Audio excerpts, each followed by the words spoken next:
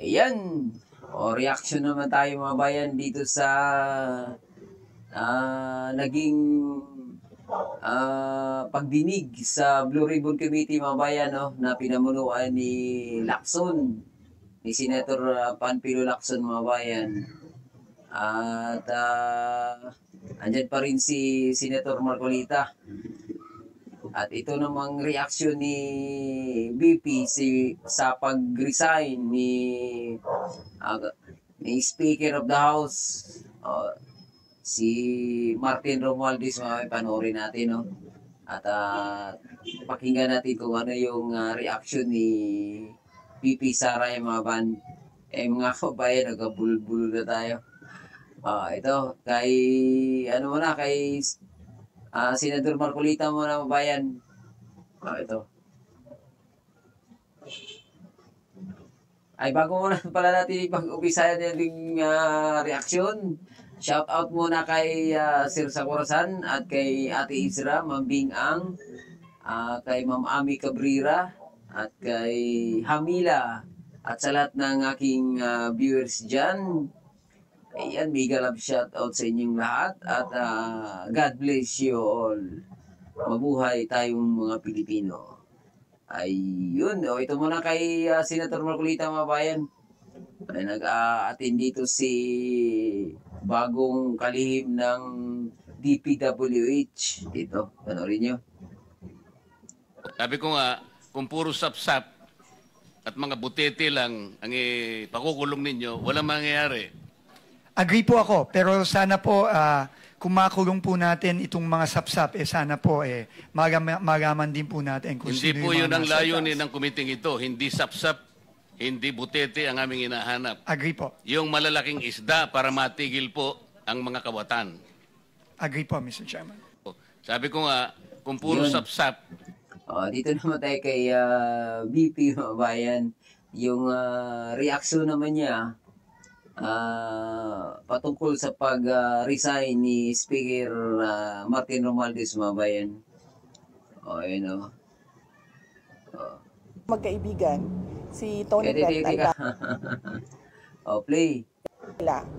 ng speaker dyan ay para lang yan masabi ng mga tao na meron silang ginawa sa House of Representatives sa reklamo at sa galit ng mga tao. Pero ang totoo niyan ay sila lang din yan.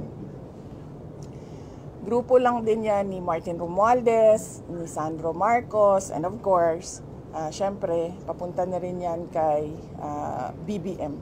Ngayon, BP pinalitan na siya. Yan, mga bayan. Kasi nga, si Pangulong Marcos kasi, ang pumirma nung, di ba, yung Sagaa, yung General Appropriations Act mga bayan, dumaan sa kanya eh.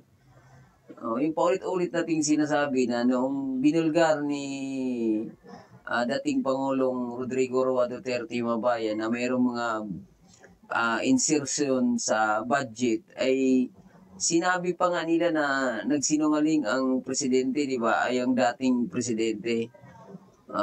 Dalawa pa sila ni Bersamin. Ito.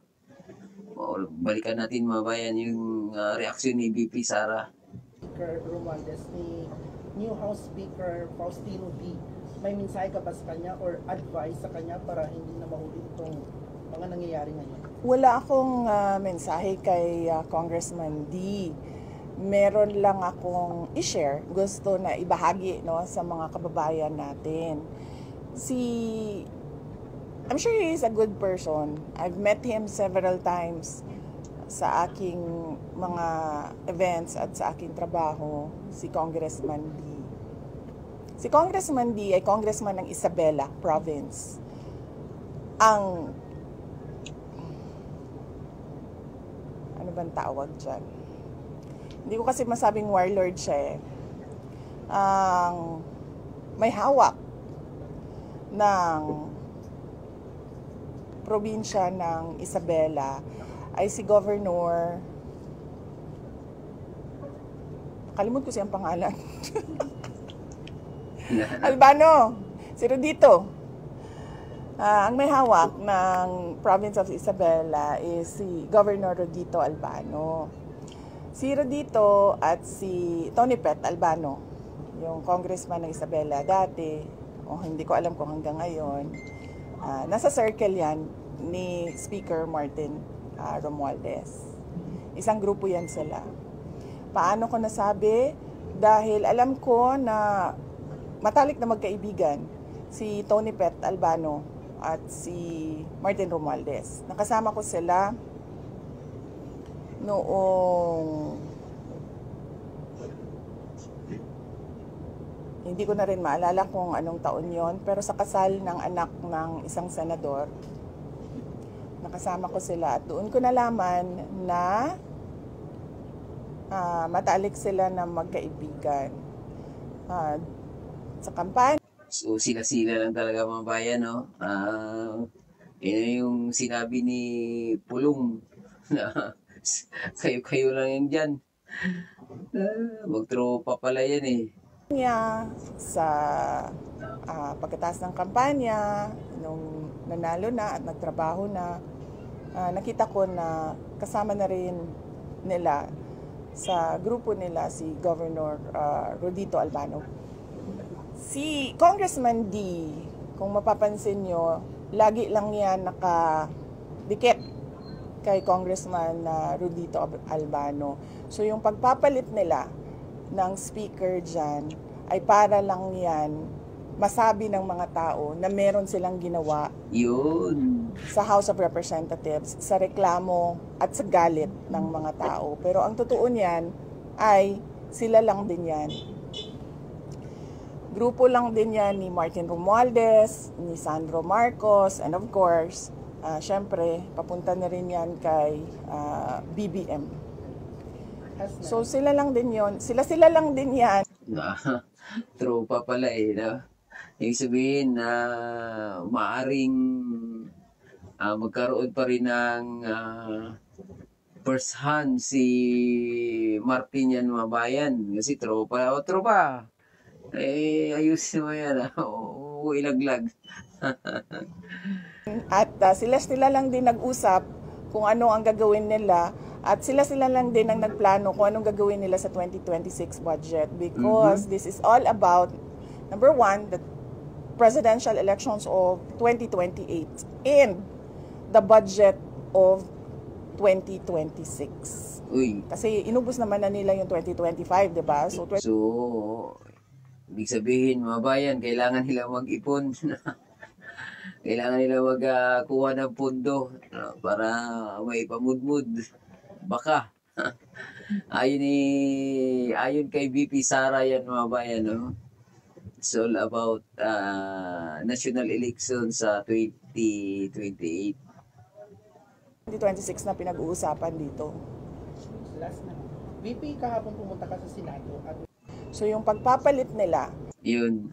Ito yung sinabi ni Senator Marcolita, mga bayan, na yung malaking isda, hindi sap-sap yung kanilang gustong bitagin. Hindi yung, sabi nga niya, kahit ilang daan pang kontraktor yung ipakulong nila, wala pa rin mangyari kung yung mastermind nanatiling at large, mga bayan. Ito, panoorin natin ito. At mga butete lang ang pakukulong ninyo, walang mangyayari. Agree po ako, pero sana po kung makulong po natin itong mga sapsap, sana po magaman din po natin kung Hindi sino po yung yun mga ang nasa layunin taas. ng kumiting ito. Hindi sapsap, hindi butete ang aming hinahanap. Agree po. Yung malalaking isda para matigil po ang mga kawatan. Agree po, Mr. Chairman. Yun. Sabi ko nga, Yun ang target talaga ni Senator Marcolita, mga yung kanyang investigasyon nung siya pa ang namuno sa Blue Ribbon Committee, talagang may patutunguhan yun, mga bayan. Kaya nga biglang pinalitan siya para matahimik.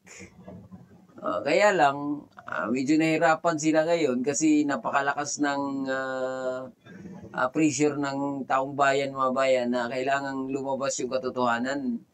Mukhang balita natin, natataranta na sila kung anong gagawin nila, lalo na nakaambay yung napakalaking rally sa September 21, no? Ayan, sa linggo na yan. Ayan, so hanggang dito na lang muna yung ating reaksyon sa kaganapan, no, ng mga nagdaang araw, mabayan. At ngayon lang tayo nakapag-reaksyon, medyo pagod kahapon eh, no? Ayan, so hanggang dito na lang muna. Huwag kalimutang mag-subscribe, i-click at i-share para mas maraming views ng aking mga video. Adios mga amigo, salamat. Bye-bye. God bless you all.